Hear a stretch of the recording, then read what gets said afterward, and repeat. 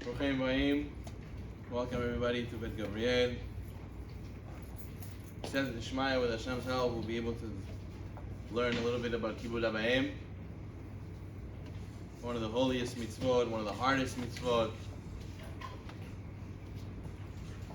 You notice in the Torah, we have 10 commandments. They're pretty big ones. And the 5th commandment is respecting your father and your mother. But it's on the side of the commandments that really are between us and Hashem. Think about it. You have, I am Hashem, your God who took you out of Egypt. Don't say my name in vain. Don't have other gods. Keep the Shabbat. And the 5th one is something between you and your parents. Respect your father and your mother. Why is this on the side between you and Hashem? It should belong on the other side of don't kill, don't steal, don't bear false witness. Why is it on the side between us and Hashem? The Sefer Chinuch tells us that really it's a mitzvah between us and Hashem also. How? It's between us and another person. We're going to learn tonight how important is the mitzvah Kibud Av Va'em, because the mystics tell us, the Mekubalim tell us, when a person learns to respect his father and his mother, that's what it means he'll be able to really respect the Kadosh Baruch Hu. A lot of times our fathers and our mothers do things that we don't like. They tell us to do things we're not in the mood to do. They tell us things we don't want to hear. To the point where we can be annoyed already. Oof, enough. We have to realize the same thing, God forbid, can happen with Hashem. Hashem tells us, do this mitzvah, don't eat this, go here, get up this time, go to sleep at that time. Sometimes a person can get fed up also and say, oof, how many things Hashem commands us to do? But if a person learns to understand and to have karat tov, gratitude towards his parents, and do what his parents ask of him, and respect his parents even though he's not in the mood, that's a great exercise and a great sign that he'll have the same, even better relationship with HaKadosh Baruch Hu himself, with Hashem himself. I heard a very powerful story about a guy who was with his father. His father was very old already. He was like in the 70s, 80s. In that age, you start to slow down a little bit. They were in the park, and he asked his son what this bird is called. He says, this bird is called the blue jay. And then they saw a few other birds, and then again he asked, what is this bird called? He pointed at the same blue bird. He says, Pop, I told you, this is a blue jay. Like this, for 20 minutes, he kept talking about different things, and he thinks his father keeps forgetting. He kept asking about this blue bird, what it's called. He says, Pop, I told you already 5, 6 times. It's a blue jay. Come on, you with it? What's wrong with you? He says to him, my son, you should know we were in the same place doing the same story many years ago. He says, what do you mean? He says, I remember I used to take you to this park when you were little. And I just got married, you were just a few years old. And we used to sit in the same bench and we used to look at the birds, we used to look at everything. And you would say, Abba, look, what's this bird called? I told you this is a blue jay. And then afterwards we would talk about a few more things. And afterwards again you ask me, Abba, wait, what's this bird called? I told you this is a blue jay. I said, I remember on that day you asked me 23 times what this bird is called. 23 times you asked me what this bird is called. I told you again and again and again and again. Sometimes people, they get fed up with their parents. Like they say by the Bukhari and Nadayel. And they're fed up with them, they're tired, leave me alone. How many times are you going to ask me? But what? We have to realize when we were little, we did the same thing to them. We asked them a bazillion times, we bothered them, we called them in a time where they were not in the mood. And they went out of the way for us, and they did for us, and they got for us, and they got up for us, and they listened to us, and they told us again and again and again. So a person has to have akarat tov, and has to have gratitude.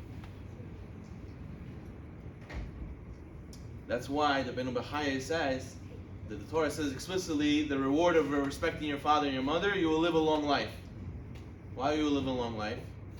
Because the Benu B'chaya says that a lot of times people think respecting the parents is a waste of time.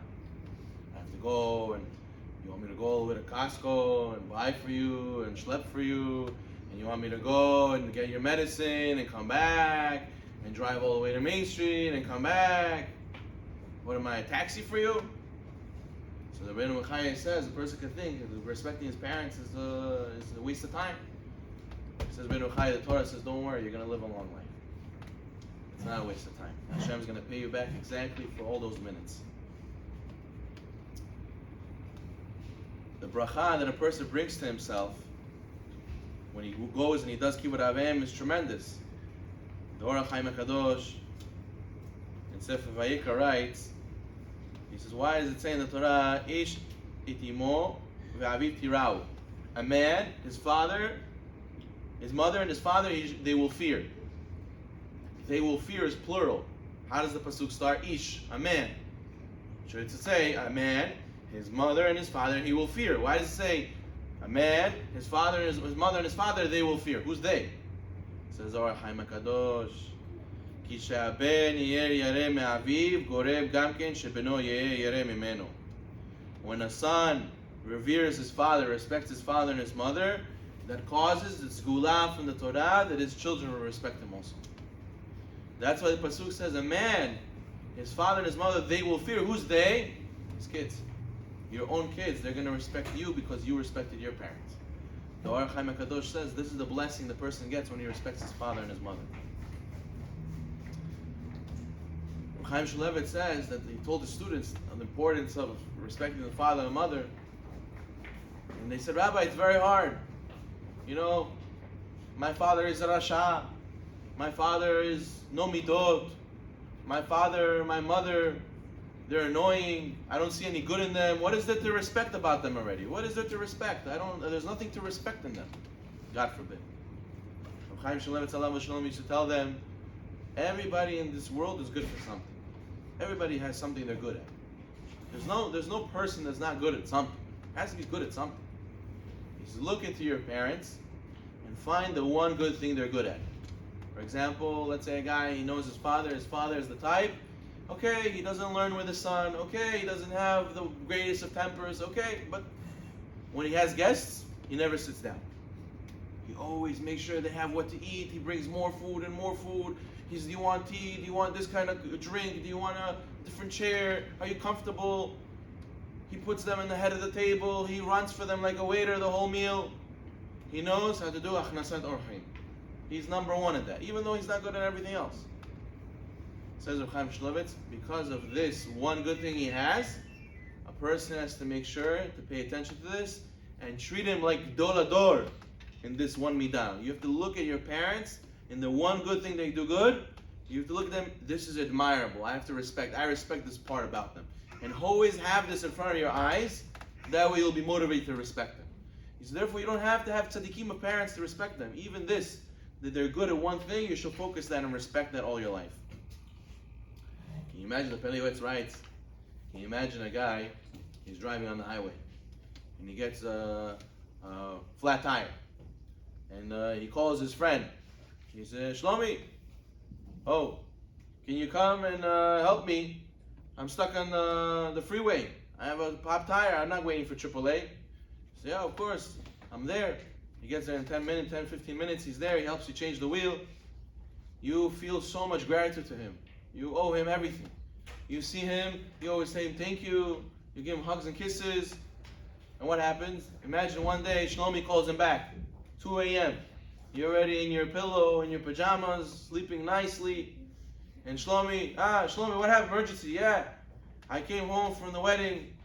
I just had plov, but we got stuck on no gas. I didn't realize I had no gas. I got stuck. The drive was far from the place. I'm half hour from Queens. Can you pick me up? Can you bring me gas? And you say, of course. Your wife says to you, what are you doing? Tell him to go call somebody else. Why do you have to get up in the middle of the night for him? No, you don't understand. He came to save me when I was in this situation. I owe him. How could I go against him, and how could I not pay him back? This is for a person who did you one favor, who changed your tire one time in your life. How much a person feels entitled, how much he feels he owes, how much he's willing to do to get up in the middle of the night because he says, I owe him. Can you imagine your parents, how much they did for you from when you were little. They changed you not one time, millions of times. They didn't bring you and schlep you and buy you and do for you not one time, millions of times. Can we ever, the poskim say, can we ever pay back even in one lifetime what they did for us? Even in one lifetime, we live 120 years. You would do as much as we can to give them back. Could we pay them back in one lifetime? So he says, so therefore we have to think about all these things the next time that we're in a situation where it's difficult for us to have respect. We have to think about these things, having hakarat hatov. The rabbis write in the good Talmud that a person has to honor his father and his mother, and that means many halachot. For example, the Gemara Masechet Kiddushin 31b tells us what does it mean to respect, to honor. You feed them, you give them drink, you dress them, you bring them to here, you bring them to there, take them outside, bring them back home. This is what it means to honor your parents. And what is the maximum? How many times do you have to do it? The Meiri writes there's no maximum. You're always obligated. There's no limit. There's no, okay, that's it. I did one time, that's it, enough. I said Shema twice a day, enough. I put Tefillin on today, one time, enough. No, there's no maximum. There's a story brought down by Seder Dorot from one of the Tanaim in the Gemara. The Tanaim in the Gemara, he had a dream where he's going to be in Olam Haba. They said he's going to be in Olam Haba with Benanes HaKatzav. Benanes the butcher. He says, all my life I'm learning Torah, all my life I'm praying, all my life doing mitzvot, I'm going to have Olam Haba with Benanes HaKatzav, Benanes the butcher. Why am I going to be in Olam Haba with him? So he goes and he asks his students, we have to go find out who this Benanes is, who this guy is, who's this butcher. He goes and he finds in a different city this butcher. They ask him, who is this guy, what does he do? They said, so-and-so rabbi is asking for you. He says, you guys are liars. Such a big rabbi would never come to ask for me. He says, no, he's outside. He's waiting for you. You guys are liars. He didn't want to come out. The rabbi himself had to come into the butcher store and said, I'm here to speak to you. He says, Kvod Rav, you came all the way from Jerusalem, from a great city of rabbis. Why you come to this little village to meet me? He says, I had a dream about you that me and you are going to have Olam Haba in the same place. I want to know, what do you do in your spare time? Why do I have the zechut to be in Olam Haba with you? He says, then what do you do that's special? He says, nothing. I'm a simple man. I don't learn so much Torah. I'm a butcher. But all I have, the zechut to my name is that every day I dress my parents, I feed them, I take them where they need to go, I bring them back home, and I put them in their bed. This is what I do. And the rabbi had a dream that with all the Torah learning he did, all the praying he did, all the high level mitzvot he did, who is he going to share Olam Haba with? Is with this man. This man that he went and he did all these things that his parents needed him to do. The Gemara says about Dama ben Netina. Gemara Masechet Kiddushin speaks about when your parents ask you to buy something for them. Whose money do you have to spend? So the Gemara has a discussion. Maybe you have to spend from your own money. And he tells you, go make shopping for the house. We need shopping for Shabbat. Do you have to spend from your own money? Or can I ask my father, pay me back after? So the Gemara says that at the end of the day, you have to pay from your father's money. If Shulchan Aruch writes in Siman Resh Mem 240 that you have to pay from your father's money, you don't have to pay for it. You're allowed to ask him to reimburse you. That's only if the father has. If the father doesn't have, you should pay. The Gemara says that we have a question. The Poskim say we have a question from Dama ben Netina. The Gemara Masechet Kiddushin 31a says a question from a goy. His name was Dama ben Netina. The goy, he had jewels in a chest, and there was these jewels that the rabbis needed for the breastplate of the Kohen Gadol. So the rabbis came to him and they said, can we buy it from you? We heard you have the stones we need. He says, no problem. He goes to the chest and he sees that his father sleeping with his feet on the chest. He didn't want to wake up his father. So the Gemara says he refused to make the sale because he had to wake up his father, and he was willing to forego the sale, to forego the profit. The Gemara says he was rewarded, and this that he had a red cow born to him in his field, in his cows. Ended up being the rabbis came back and paid the same price, even more, for the red cow that he had, and he ended up making the profit he made. So the rabbis ask, I don't understand. If the obligation is to pay for your parents and to support them and to honor them, it doesn't require to you to give up money. So why did Dama ben Netina not make a profit? He should have woke up his father, and he would say, I'm not obligated to honor you to lose money. The halacha is you have to pay for to buy shopping. I don't have to spend money on you. So the Tosfot Rosh says a beautiful answer. He says, Dama Netina didn't wake up his father. You know why? Because you're right, you don't have to spend money on your parents. You don't have to lose money for your parents. But here, it's not just losing money. He's causing suffering to his father. He's waking him up. From here, we don't have a leniency to make our parents suffer. To not spend money on our parents, you're right, we have a source in the Lacha. But not to make our parents suffer. How can a person go and make a parent suffer to throw a rock in the well you drank from? The Mechilta writes in Parashat Yitro that what does it mean to honor your father and your mother? It means how you speak to them. How a person speaks to his parents. How he answers them. Even though his parents are nervous and yelling at him. Where are you? Why aren't you home already? It doesn't give you a leniency to yell back at them the same way they spoke to you. A person has to be gentle. The Sefer Haridim writes, you have to speak with them with honor. As if you're speaking to a nobleman, as if you're speaking to the king. That's how a person says, if the king is angry with you, you yell back at the king. You had attitude, so that's why I also had attitude. You were yelling, so that's why I'm also yelling. There's no such thing. There's no such conversation with a king like that. So therefore he says, this is what it means. A person has to give honor to his father and mother. It means even with how you speak to them. You have to speak to them with humility, with understanding. The Gemara Masechet Sotah says that the times of Mashiach, what's the signs of the generation of Mashiach? The Gemara says one of the signs is chutzpah yizgeh. There's going to be a lot of chutzpah. That means that the father is going to tell his son to do X, Y, Z. Oh yeah, I have to learn Gemara? When do you learn Gemara? I don't see you learn Gemara.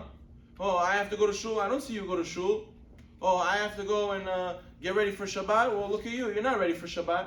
This is how the children, the Gemara says, is going to talk to the parents. This is what's going to be in the end of time. And a person has to make sure to overcome this. A person has to make sure not to give in to this Yetzer Hara, because it will be. There is such Yetzer Hara. That's a sign of Mashiach. For us, the great merit we have to overcome and fulfill this mitzvah. The Gemara says that the Gdolim will stand up for the Ktanim. It will be a point where the little ones, they will make the big ones stand up for them. The children will make, not that the children will stand for the adults. The adults will stand for the children. What happens? The son comes home and the mom is running to the kitchen. Oh, I have to make dinner for what he likes, or else he's gonna get mad at me. She brings the dinner to the son. I don't like this. What is it? Make me something else. I want noodles with ketchup. Why you make me this? Who wants to eat korochan? I don't like korochan. So she runs, she gets nervous. Oh no, my son, he's yelling at me, he's not going to eat. She runs like a nervous lady. The Gemara says this is one of the signs of Mashiach. The adults, they're going to get up and run for the little ones, for the kids. And this is normal. The Gemara says this is what's going to be normal. It's going to be the Yetzer Hara. And the person has to fight this, and the person has to overcome this, and the person has to realize, how can I do this to my parents? They did so much for me. How can I spit in the place that I was born from? The Gemara says in Masechet Baba Batra 58a, of Rabbi Babana. Rabbi Babana, there was a family that he heard a story about. The Gemara says there was a man who was passing by his neighborhood and passed by his house. The window was open, and he heard one of the most shocking things. He heard about a lady who was really his wife. He overheard his wife. And his wife, he had many sons, and he only had one daughter. And the wife was telling the daughter, why are you not more hush-hush about the forbidden things you do? Meaning to say that this daughter of his was doing immoral things, and people heard about it. And there was word on the street was, she's doing bad things. And the mother was telling the daughter, why are you not so discreet? Why aren't you quiet and hush-hush about what you do? Immorality-wise, you should be like me. What does it mean? The mother saying you should be like me, that what? She was saying that I have 10 sons, but only one of them is from your father. The mother was saying, I have 10 sons with your father, but they're not from your father. Only one of them is from your father. I also did immoral things. Nobody knew about it, so you should be like me, the mother told the daughter. The father heard about this, and he kept it. He was quiet. He didn't want to say anything. He knows to wait for the right moment. The Gemara says that he was dying. This father was dying, and he had a lot of wealth. And he said to his family, and I'm saying my will, I'm giving all my property only to my one son. I only have one real son. So what happens? Obviously all the sons, they're claiming, I'm the one son. All the property belongs to me. It's a lot of money, millions of dollars. So they came to Rabbi Bana, and they asked Rabbi Bana, what do we do? How do we find out who's the real son? So Rabbi Bana, he was very chacham, and he told them, Rabotai, we're going to say a prayer. We're going to go and use the holiness of the grave. We're going to go to the grave. Each son is going to take a stick and is going to bang on the grave and ask that from Shamayim, they should give an answer that the father should say who's the real son. They'll bang on the grave. Each son will take a turn hitting the grave with a stick. And whoever's the real son, the grave will talk. A voice will come out and tell him who's the real son. So all the sons, they went. They got big sticks. They said, and they started hitting the grave. And hitting. Tell us who's the son. I'm the son. No, I'm the son. No, I'm the son. And they're all beating the grave. And then Rabbi Bana asks each son, no, you, Shlomo, did he say anything? No, he didn't say anything. You, Moshe, he said anything? No, he didn't say anything. The Gemara says, finally, he found out one guy. He sees one guy, one son, he didn't go and do it. He says, why didn't you go? He says, it's my father's grave. How can I go and beat my father's grave? How can I go and hit my father's grave? I'm embarrassed. I'd rather give all the money up, let some other kid have it, than I go and beat my father's grave. Who does such a thing? Rabbi Bana says, all the money goes to the son. He's the real son. The son, you know what's the proof you're a son? You're a son shows where, when you're willing to feel bad, that you disrespect your parents. When you go and you bang their grave, if you feel hurt that you do that, that's a sign that you're a real son.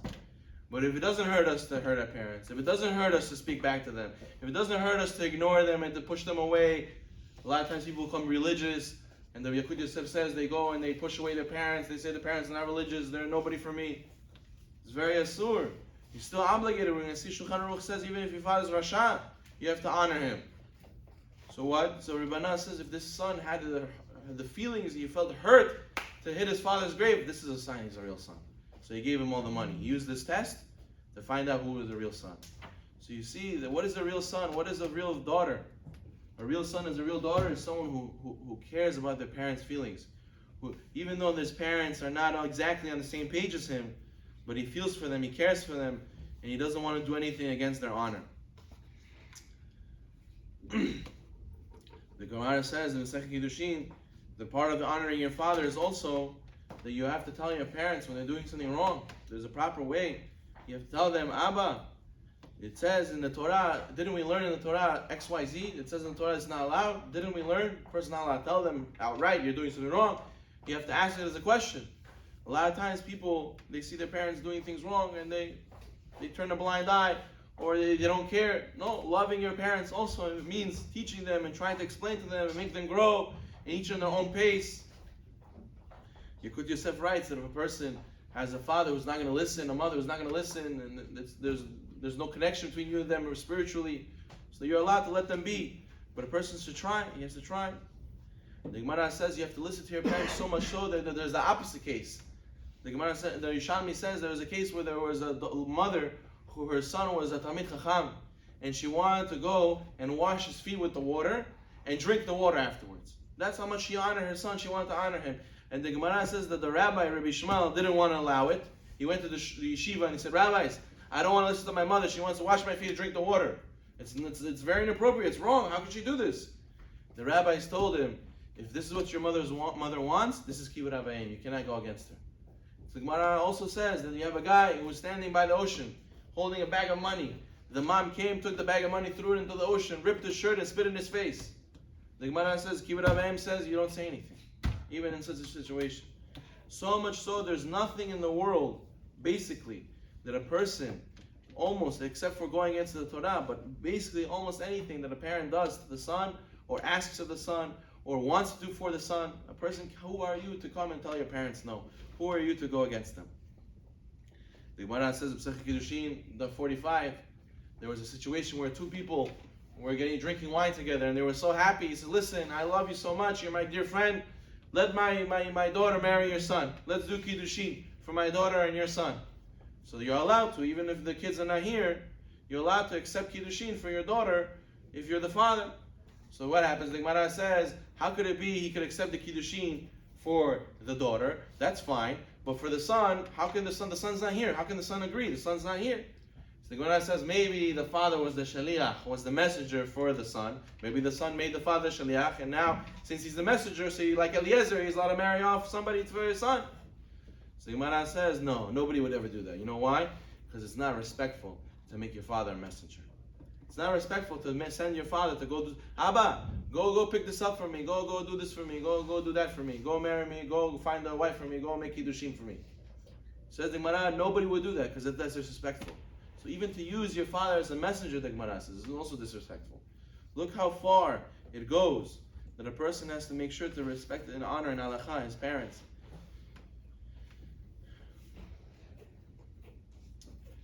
The halakha tells us also that let's say a person, he has to speak to them and honor them with speech. The poskim also write, let's say a person lives far away. The Psakim Tshuvot brings that a person lives far away. It's a mitzvah to call his parents and to FaceTime them and to speak to them through the phone. How are you doing? How's everything? I want to update you how my life is going. I want to tell you I accomplished this, I accomplished that. I'm going through this, going through that. Speaking with them. A lot of times you have parents who call and you don't want to answer them, and you don't want to deal with them. It's a mitzvah to speak to them, to pick up and to answer. Yes. Hi, how are you? What do you want?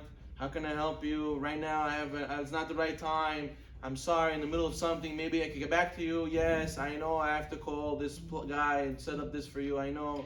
Okay, I'll do it. Not right now, but in a few minutes. The person has to know there's also mitzvah, also to answer the phone on his parents. The Ritbaz was a great rabbi who lived past 100 years. He lived in Tzfat, and he was his yeshvo for his mother. And it ended up being that it was snowing crazily that Shabbat, that it was Yeshvo, and he had to go in huge snow, like almost a foot of snow, to go to the shul. And he didn't know, should I go, should I not go, should I go? Even if I go, who says there'll be minyan? He was debating if he should go. Ended up being, he put on his boots and he mushed all the way to shul. It took him half an hour, 35 minutes. He got to shul. He saw he was the 10th guy. He was number 10 for the minyan. He got up and he was praying on Shabbat. And he was saying Kaddish, he was crying. And the rabbi and all the people in the minyan said, Rabbi, your mother passed away, many years ago. Why are you crying in the Kaddish? Well, it's Shabbat, you're not supposed to cry. He says, you know why I'm crying? He says, I'm crying that I had the thought, maybe I shouldn't go to shul and say Kaddish for my mom. How could I have such a thought? Everything my mother did for me, it's not worth it to go in the snow and to go say Kaddish for her. How could I ever think such a thought to go and not say Kaddish for her? I'm crying that I ever thought such a thought. It hurts me that I was able to come to such a conclusion. This is the level of a person is supposed to think about how he's supposed to honor his parents. I want to end in a few minutes. I want to leave you off with one last message, one last story.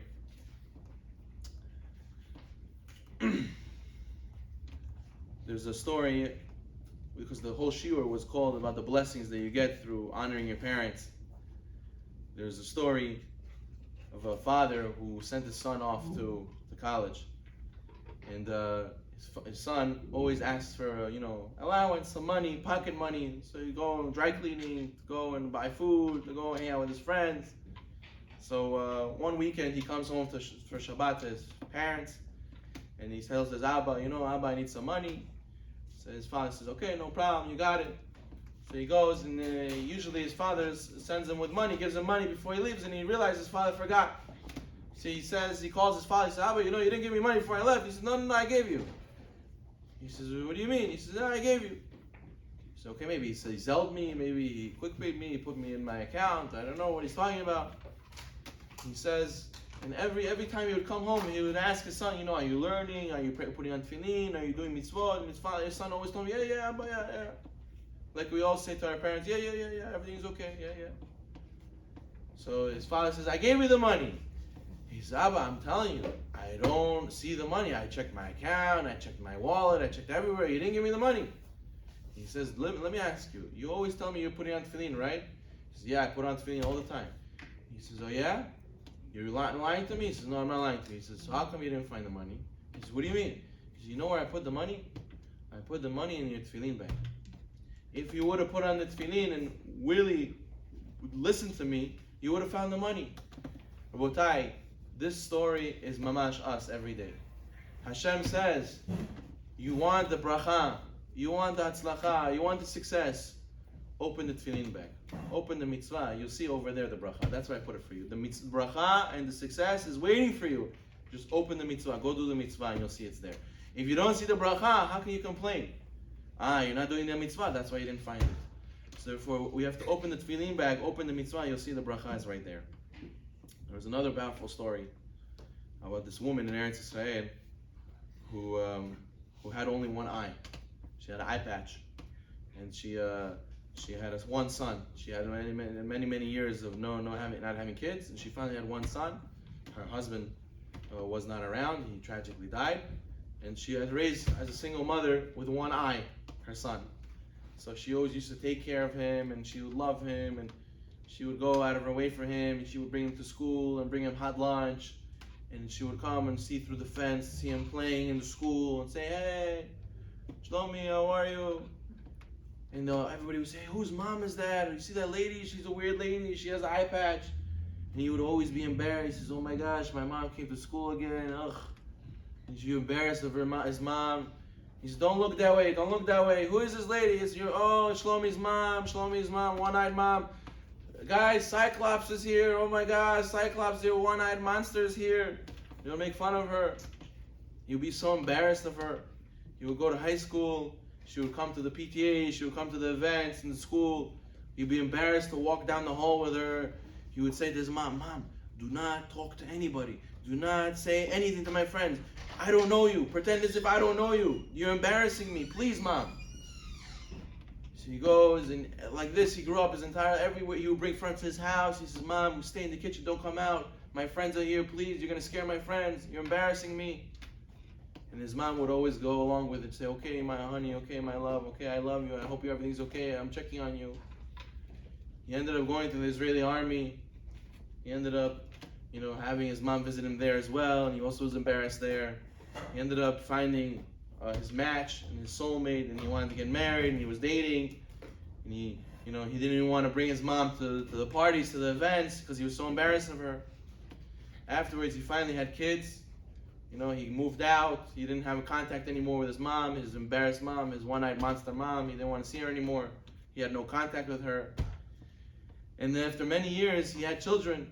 They grew up, and he saw what it means to raise children. He saw what it means to have children of your own.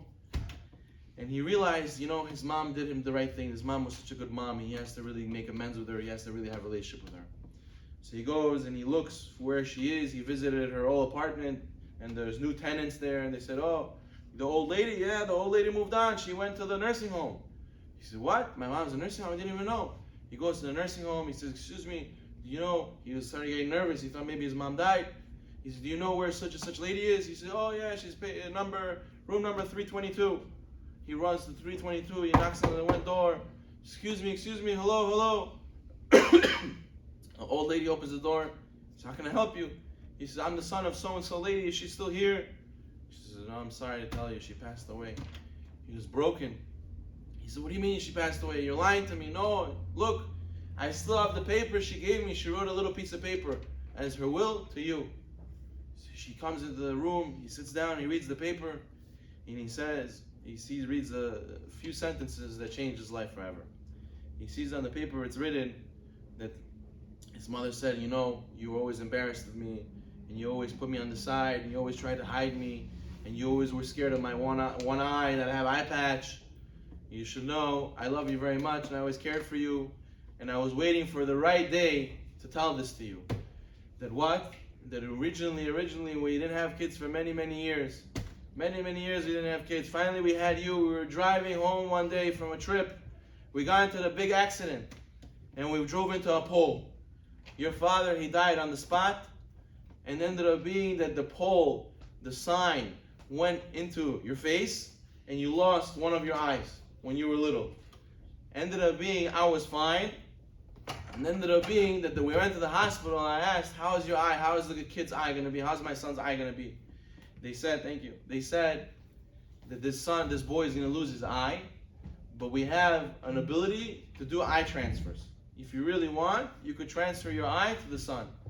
So she said that she was willing to give up her eye to give to the son, that he should have two eyes. my whole life, I wanted to have children, I wanted to have my son, and I wanted him to live a normal life. So I gave up my eye for you. And I gave my eye to you, and that's why I have an eye patch all my life from this accident. And ended up being your whole life. You were embarrassed of me, you pushed me away, you said you don't want your friends to see me, you didn't want to hang out with me, you didn't want to talk to me, you left me hanging in the air, you disappeared after you got married. Rabotai, this message is a very difficult story, very hard to swallow, but the story is supposed to teach us. This is a mom who gave an eye, and the story is clear how important it is to give hakarat tov. But Rabotai, you should realize, every parent gave their whole heart, gave their whole life to every single one of us. They gave not just their eye, their heart, their life, their money. There's people who say, I'm only alive today because my kids. I live for my kids. That's all I live for. So how much more so a person has to have in mind to feel this halachot, to have in mind his parents, to do good for them, to pray for them, to tell them how to be a good person, to give them nachat, to give them grandchildren, oskim b'torah mitzvot. Person gets a phone call in the wrong moment from a parent. His parent is putting him down. He's putting you in your place. Person has to be quiet. Has to put his head down, and he has to know that Hashem watches. You would think, no, well, who's going to stand up for me? I'm going to just let my parents step all over me? Hashem watches. Hashem sees, and Hashem sees all these great things. Not for no reason. Hashem promises a long life to a person who honors his parents. So we should all be zocheh with these few words that I mentioned. We should all be zocheh to honor our parents, to love our parents, do good for them, and Hashem will see, and we'll be able to be on the level where we honor HaKadosh Baruch Hu himself. Baruch Na'olam, Amen, Amen. Chazak Baruch. Have a good evening, everybody.